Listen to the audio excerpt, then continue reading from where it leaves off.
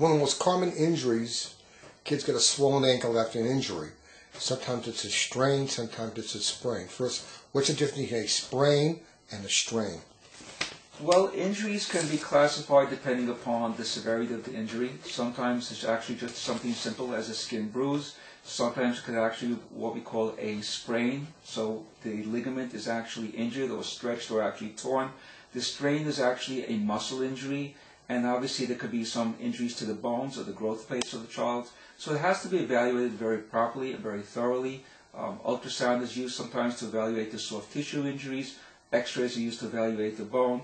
And if sometimes it's necessary, we could even use a CT scan or an MRI if the injury is not very visible, but we know that there is something there that needs to be addressed.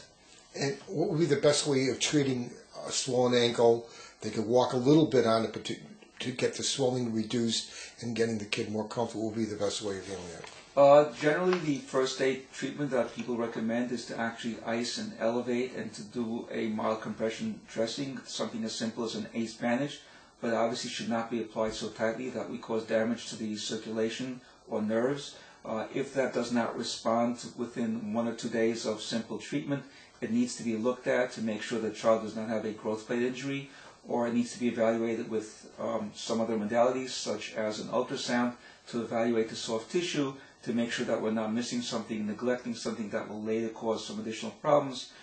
This could all be prevented by catching it early on and treating it perhaps with a splint or a cast and immobilizing the area.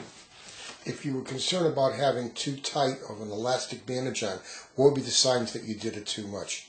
Well, if the bandage is put on too tightly, the child would complain about numbness or tingling. They would be screaming and crying all the time. So therefore it's best to not put it on too tightly, but rather to put on a thicker bandage but not tightly. That's going to be the key, and not let them put any weight on there.